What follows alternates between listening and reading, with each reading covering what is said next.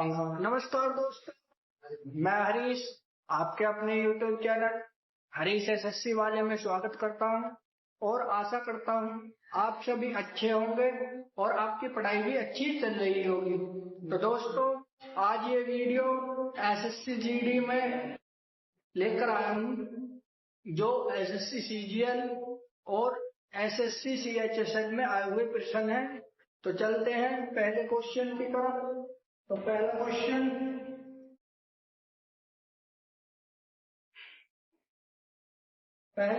में कह रहा है कि भारतीय संविधान का कौन सा अनुच्छेद राष्ट्रपति के पद के लिए पुनर्निर्वाचन की योग्यता निर्धारित करता है? तो आर्टिकल 56, आर्टिकल 57, आर्टिकल 55। तो इसका सही आंसर है ऑप्शन नंबर ए, आर्टिकल 57। वही बात करें आर्टिकल 56 में क्या है, तो आर्टिकल 56 में है कार्यकाल कितने वर्ष का, 5 वर्ष का। वही बात करें आर्टिकल 55 में क्या है, तो आर्टिकल 55 में है चुनाव पद्धति।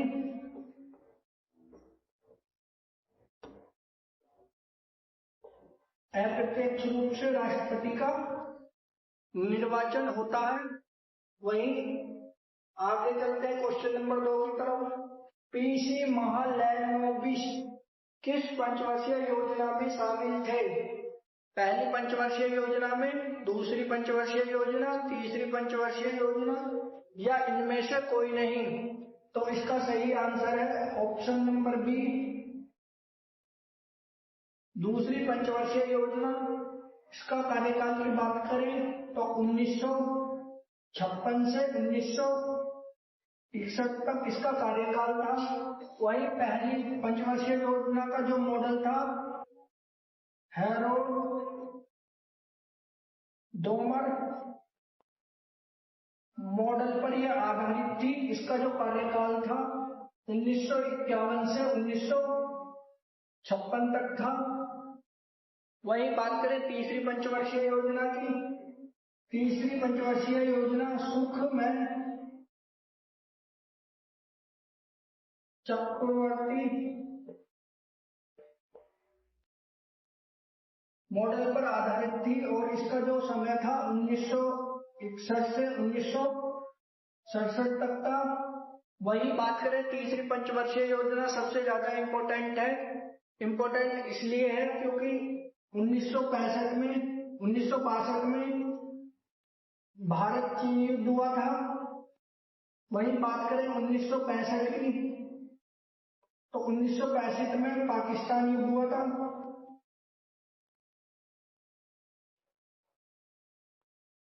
और 1965-66 में सूखा पड़ने के कारण ये अपने लक्ष्य को प्राप्त करने में असफल रही थी।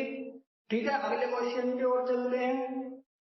अगला क्वेश्चन नंबर 3, संविधान दिवस कब मनाया जाता है? तो 26 जनवरी को मनाया जाता है, 26 दिसंबर को, 26 नवंबर को या 15 अगस्त को? तो इसका सही आंसर है ऑप्शन नंबर सी, 26 नवंबर को। वही बात करें 26 जनवरी को गणतंत्र दिवस मनाया जाता है। वही बात करें 15 अगस्त को स्वतंत्रता दिवस।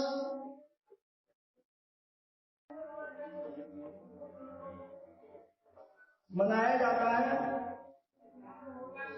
अगले क्वेश्चन की ओर चलते हैं।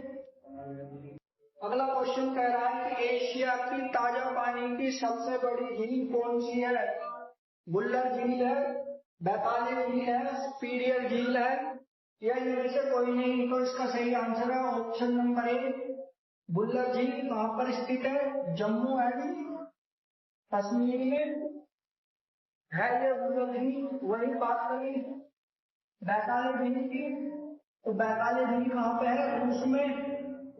और बात करें सुपीरियर झील की, कहां पर है? उत्तरी अमेरिका में।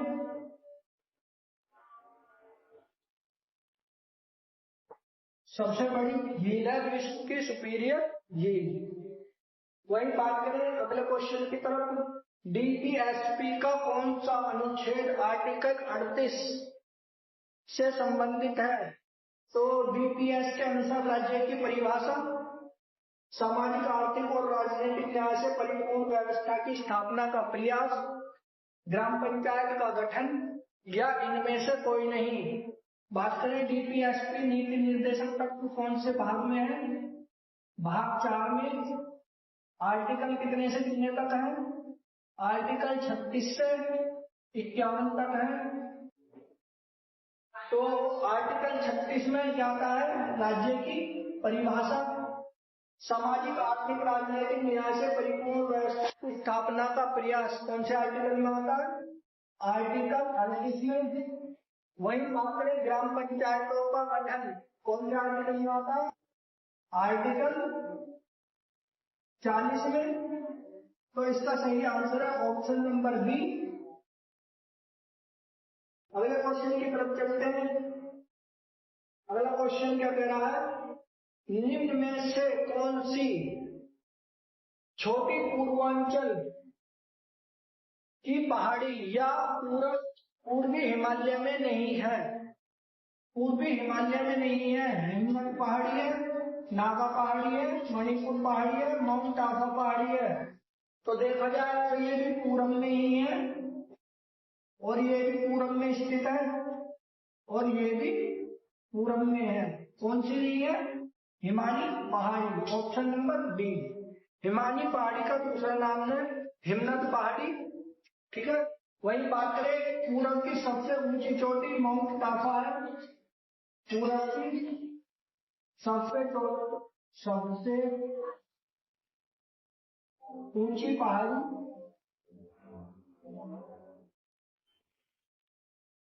माउंट टाफा। अगले क्वेश्चन की ओर चलते हैं। अगला क्वेश्चन कह रहा है धार्मिक स्वतंत्रता का अधिकार कौन से अनुच्छेद में वर्णित है? आर्टिकल 25 से 28, आर्टिकल 25 से 27, आर्टिकल 26 से 30 या इनमें से कोई नहीं। तो इसका सही आंसर है ऑप्शन नंबर ए, आर्टिकल 25 से 28। अगले क्वेश्चन की ओर चलते हैं। अगला क्वेश्चन कह रहा है भारत की सबसे छोटी रामसर साइट कौन सी है? रामेश्वरम है, रेणुका वेटलैंड है या पोर्ट ब्लेयर है या इनमें से कोई नहीं। तो इसका सही आंसर है रेणुका वेटलैंड। ये कहां पर स्थित है? तमिलनाडु में, रामेश्वरम साइट। अगले क्वेश्चन की ओर चलते हैं। अनुच्छेद 32 में क्या है? आर्टिकल 32 में क्या है? संपत्ति का अधिकार, संवैधानिक उपचारों का अधिकार, धार्मिक कार्यों के प्रबंधन की स्वतंत्रता या इनमें से कोई नहीं।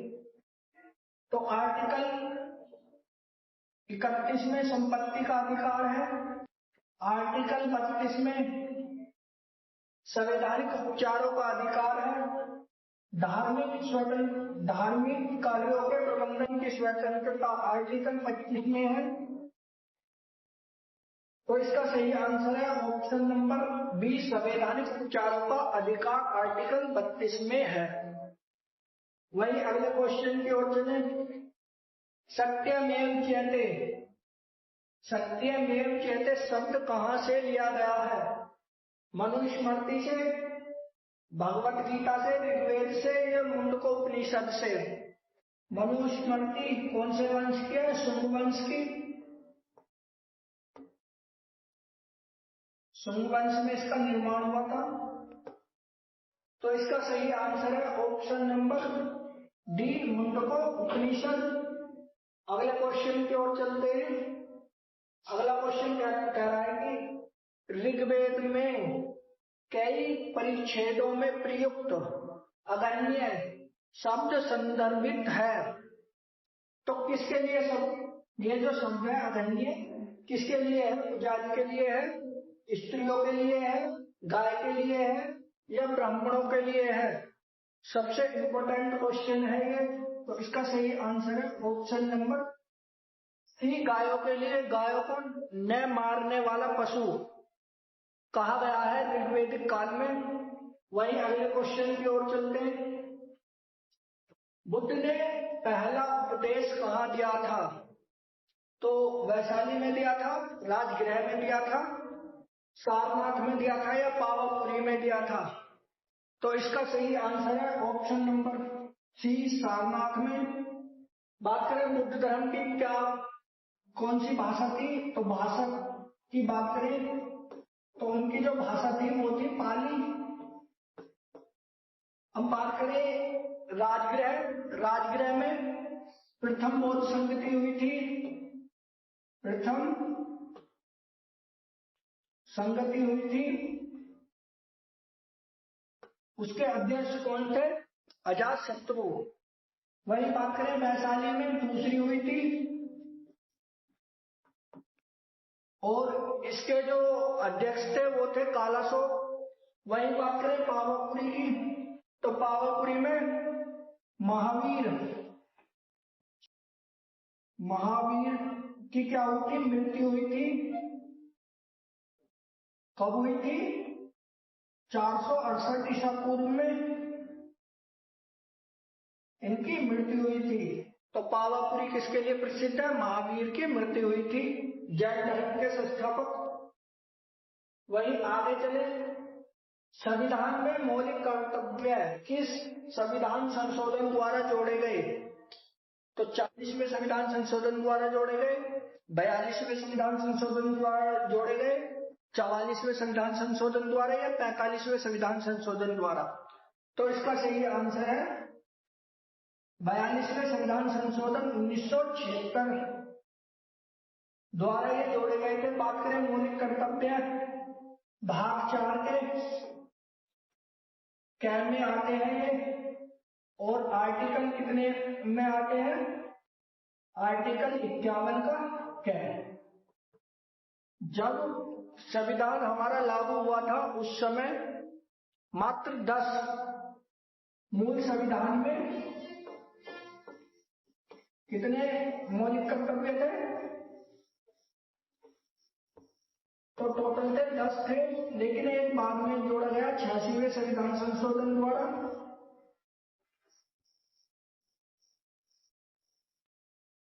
86वें संविधान संशोधन द्वारा जोड़ा गया था कि 6 से 14 साल के बच्चों को निःशुल्क शिक्षा प्रदान की जाएगी। अगले क्वेश्चन की ओर चलते हैं। निम्न में से कौन सी संविधान सभा की प्रारूप समिति का सदस्य नहीं है? प्रारूप समिति की जो स्थापना हुई थी 29 अगस्त 1947 को इसकी स्थापना हुई थी। इसके अध्यक्ष थे डॉक्टर बी.आर. अम्बेडकर। बात करें सदस्यों की तो एन.जी. अय्यर भी थे, बात करें के.एम. मुंशी भी थे, बी.एन. राव नहीं थे, मोहम्मद सादुल्ला भी इसके सदस्य थे। तो इसका सही आंसर है option number C, B N. Rau संविधान प्रारूप समिति के सदस्य नहीं थे। अगले क्वेश्चन की ओर चलते हैं। विश्व की सबसे बड़ी ताजे पानी की झील, विश्व की सबसे बड़ी ताजे पानी की झील कौन है? बकाली झील है, सुपीरियर झील है या बुल्लर झील है? तो इसका सही आंसर है ऑप्शन नंबर बी, सुपीरियर झील। अगले क्वेश्चन की ओर चले। सुंदरवन के जंगलों को क्या कहा जाता है? गुल्म जंगल, मैंग्रोव, पर्णपाती जंगल या इनमें से कोई नहीं? तो भैया सुंदरवन जंगल कहां पे है? पश्चिम बंगाल। किसके लिए प्रसिद्ध है? टाइगर के लिए। इसे टाइगर रिजर्व भी कहते हैं।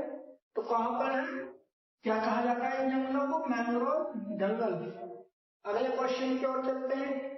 गरीबी हटाओ का नारा निम्न में से कौन सी पंचवर्षीय योजना में शामिल किया गया? तो प्रथम पंचवर्षीय योजना में शामिल किया गया, दूसरी पंचवर्षीय योजना में शामिल किया गया, तीसरी पंचवर्षीय योजना, पांचवी पंचवर्षीय योजना में शामिल किया गया या चौथी पंचवर्षीय योजना में शामिल किया गया? तो इसका सही आंसर है ऑप्शन नंबर 5वीं पंचवर्षीय योजना बात करें किस मॉडल पर आधारित थी, तो ये थी 3P धर मॉडल पर आधारित थी।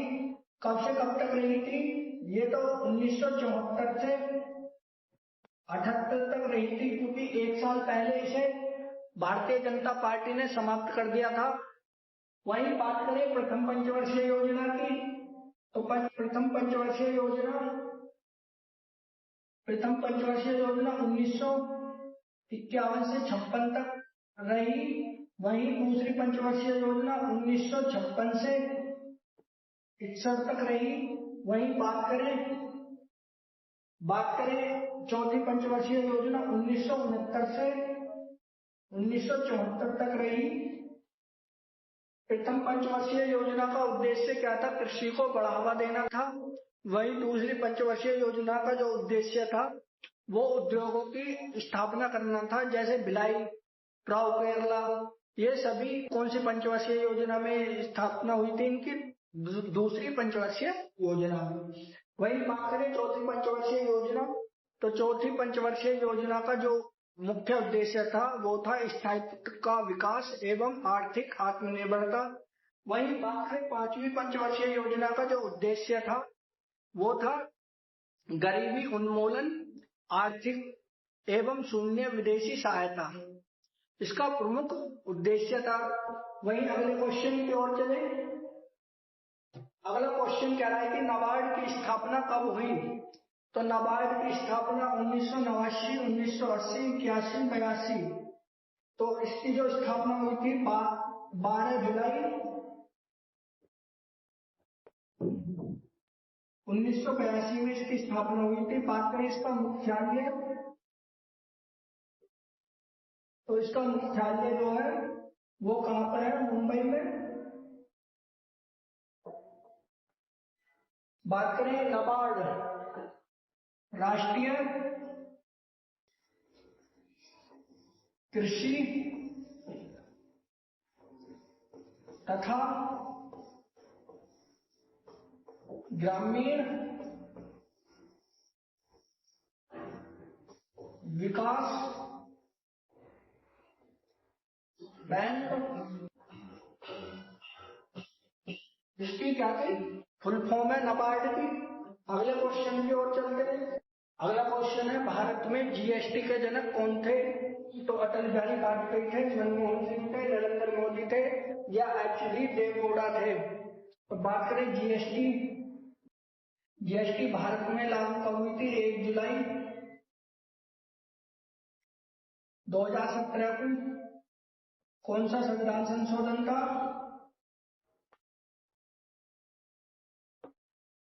तो वो था 101वां संविधान संशोधन। 8 सितंबर 2016 को ये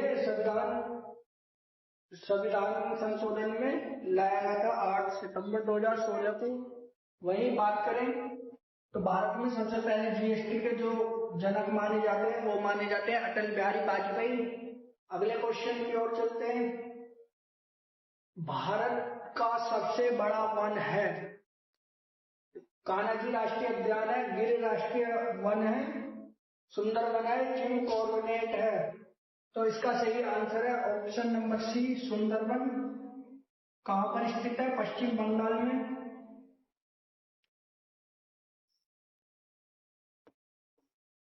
पश्चिम बंगाल में। वही बात करें कान्हा राष्ट्रीय उद्यान कहां पर स्थित है, मध्य प्रदेश में।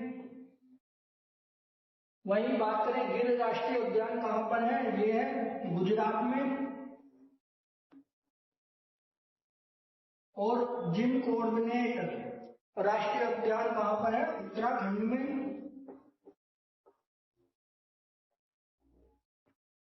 ये भारत का सबसे पहला राष्ट्रीय उद्यान है। कब बना था,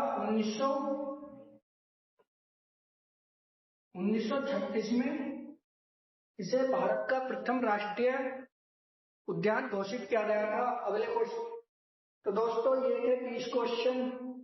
आशा करता हूं कि आपको अच्छे लगे होंगे। ये एसएससी जीडी एसएससी सीएचएसएल और एसएससी सीजीएल में आए हुए क्वेश्चन है। खास तौर पर माने तो ये एसएससी के फेवरेट टॉपिक्स, इन्हीं टॉपिकों से क्वेश्चन आते हैं। इनमें से अधिकतर क्वेश्चन आए हुए भी हैं।